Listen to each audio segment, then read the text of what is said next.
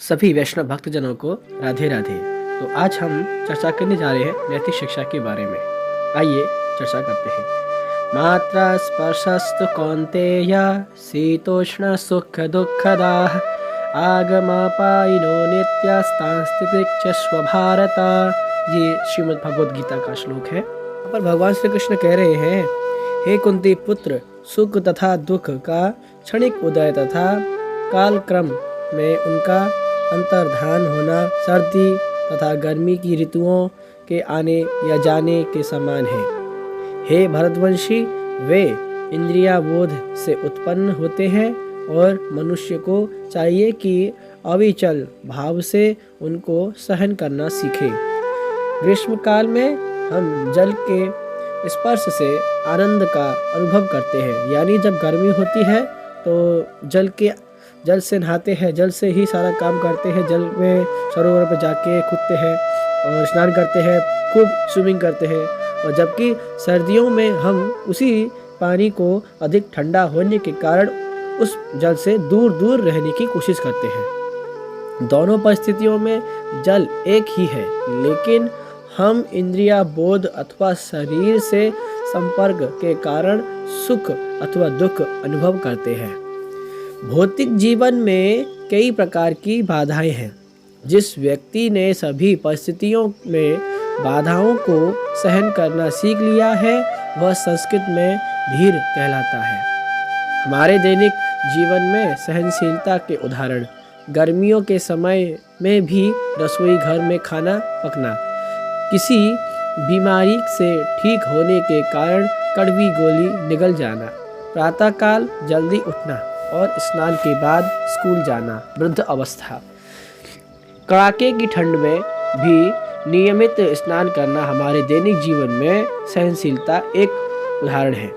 इसीलिए श्री कृष्ण अर्जुन को सलाह देते हैं, आंतितिष्व भारतः, अर्थात अपने कर्तव्य को करते हुए भौतिक संसार में दुखों अथवा असुविधाओं को सहन करो। कष्ट तो जीवन के अभिन्न अंश हैं, इनसे बचा नहीं जा सकता। हम सभी परिस्थितियों में सहनशील तथा बिना विचलित हुए कैसे रह सकते हैं? यही प्रश्न होगा आपका। नहीं, जब आप समझ जाते हैं कि कष्ट से बच नहीं सकते हैं, तब आप उन पर अधिक ध्यान नहीं देते हैं। इस प्रकार आप अपने मुख्य कर्तव्यों पर अधिक ध्यान न दे सकते हैं। शरीर अपने आप कुछ भी अनुभव नहीं करता है। यह एक मृत पदार्थ है, यानी कि एक जो शरीर है ये मृत्यु का शरीर है। ये आज नहीं तो कल हमको जाना ही है। फिर भी हम विभिन्न स्थितियों में सुख अथवा दुख से आसक्त हो जाते हैं। असली ज्ञान का अर्थ यह समझना है कि हम आध्यात्मिक आत्माएं भगवान के अंश हैं, ना कि भौतिक शरीर। हम एक शरीर से दूसरे शरीर में चले जाते हैं, जन्म मृत्यु के बारंबार चक्र में, यहाँ तक कि एक जीवन काल में भी इसकी पुष्टि भगवत गीता 2वें अध्याय के 13वें श्लोक में हुई है। देहिनोऽस्मिन् यथा देहे कौमारं यौवनं जरा तथा देहांतरा प्राप्ति धीरस्तत्र न मुह्यते। इस प्रकार शरीरधारी आत्मा इस वर्तमान शरीर में बाल्यावस्था से तरुण अवस्था में और फिर वृद्ध अवस्था में निरंतर अग्रसर होता रहता है। उसी प्रकार मृत्यु होने पर आत्मा दूसरे शरीर में चला जाता है। धीर व्यक्ति ऐसे परिवर्तन से मोह को प्राप्त नहीं होता। जब हम समझते हैं कि मैं यह शरीर नहीं हूँ, मैं सनातन हूँ, ज्ञान से पूर्ण हूँ, आनंदमय हूँ, मैं भगवान का अंश हूँ, तब हम शरीर स्तर की हर प्रकार की स्थिति को सहने के योग्य होते हैं, चाहे वह सुख हो अथवा दुख। इसके अलावा सुख और दुख की कोई भी स्थिति हमेशा के लिए नहीं रहती है। यह आती है और चली जाती है। यह समझ अविचलित रहकर वैदिक शास्त्रों में बताए गए कर्तव्यों को अच्छे ढंग से पूरा करने में हमारी सहायता करती है। एक विद्यार्थी के लिए ऐसा कर्तव्य है कि वह अपने माता पिता और शिक्षकों का सम्मान व उनकी आज्ञा का पालन करे। वास्तव में हम सनातन सुख आनंद चाहते हैं, लेकिन यह एक अस्थाई भौतिक परिस्थिति से नहीं आ सकता है। हम सनातन जीव हैं, जैसे परमेश्वर हैं। हम भगवान की तुलना आग से तथा अपनी चिन्मय आत्मा की तुलना आग की चिंगारी से कर सकते हैं।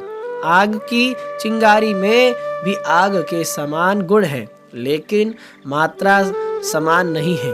हम भगवान से जुड़कर स्थायी सुख प्राप्त कर सकते हैं और इसकी शुरुआत अपने निर्धारित कर्तव्यों को करने से आरंभ होती है। भगवान परम नियंता है। उनका शरीर सनातन आनंदमय व आध्यात्मिक है। वे सबके मूल हैं। उनका कोई दूसरा उद्गम नहीं है, क्योंकि वे सभी कारणों के मूल कारण हैं। अणु आत्मा यद्यपि बहुत छोटा है, फिर भी पूरे शरीर को मान रखता है और कई प्रकार के आश्चर्य के कार्य करता है। इस संसार में कई शहर, राजमार्ग, पुल, इमारतें, मार्ग और सामाजिक संगठन हैं, लेकिन यह सब किसने किया? यह सब जीवात्माओं ने किया है। जीवन के छोटे आध्यात्मिक कणों ने, ना किसी दुर्घटना और उन व्यक्तियों ने जो मर गए आदि ऐसी आश्चर्यपूर्ण चीजें छोटे आध्यात्मिक चिंगारी के द्वारा हो रही हैं। कल्पना करो कि उस भगवान द्वारा क्या बनाया जा रहा है, जो आध्यात्मिक के भंडार है। सहनशील बनने की कला सीखना। धरती माता, सब आप और हम सभी धरती माँ के ऊपर ही विराजमान हैं और अपना अपना कार्य उन्हीं को ऊपर रहकर कर रहे हैं। कोई दफ्तर जाता है, कोई कहाँ जाता है, और कोई दुकान चलाता है, कोई ऑफिस जाता है। तो ऐसे ऐसे कार्य हम सब मिलके धरती पे ही कर रहे हैं, पर धरती का महत्व किसी ने नहीं जाना है। धरती बड़ी सहनशील है। धरती पर लगातार बुराइयां होती हैं, जैसे गहरे तेलकूप, उत्खनन, आणविक विस्फोट, प्रदूषण आदि। हम धरती माता की किसी प्रकार से सहायता नहीं करते हैं, तो भी धरती माता ऐसी बुराइयों को सहन कर रही है। हमें पीढ़ी दर पीढ़ी भोजन तथा सभी प्राणियों को शहर प्रदान करती आ रही है। धरती के हरे भरे जंगलों को बार बार काटा जाता है, जिसमें बड़ी मात्रा में बंजर जमीन पैदा हो रही है। धरती की सतह युद्ध में सिपाहियों के आपस में लड़ने से खून से भीग जाती है।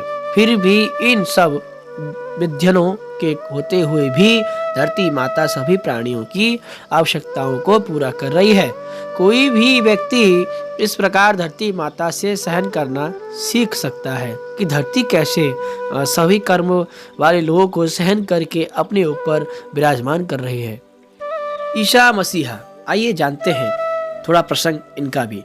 जब ईसा मसीहा पिटाई, यातना और निंदा के बाद शूली पर थे, समाधि में जाने से ठीक पहले उनकी अंतिम प्रार्थना थी कि हे पिता, उन्हें क्षमा करना, क्योंकि वे नहीं जानते कि वे क्या कर रहे हैं। ईसा मसीहा ने अपने भक्तों को सिखाया कि जब तक तुम अपने को दुख देने वालों को क्षमा नहीं करोगे, भगवान तुम्हें क्षमा नहीं करेंगे। क्षमा करने से हमें क्षमा कर दिया जाता है, यहाँ तक कि उनके भयानक कष्ट के बीच में भी ईसा मसीहा का हृदय दूसरों केंद्रित था, बजाय स्वयं के। उनके प्रेम का स्वार्थ रहित और दिव्य है। हम सदैव ईसा मसीह के प्रति अपना प्रेम और सम्मान बाइबल में निर्दिष्ट 10 आदेशों का पालन करके दिखा सकते हैं। एक लघु कथा, एक माता की सहनशीलता। आइए जानते हैं। एक बालक अपनी माता के पास रसोई घर किचन में एक स्वयं को आया। जब वह भोजन पकाने की तैयारी कर रही थी, उस बालक ने अपनी माता को कागज का एक टुकड़ा दिया। वह लिख रहा था।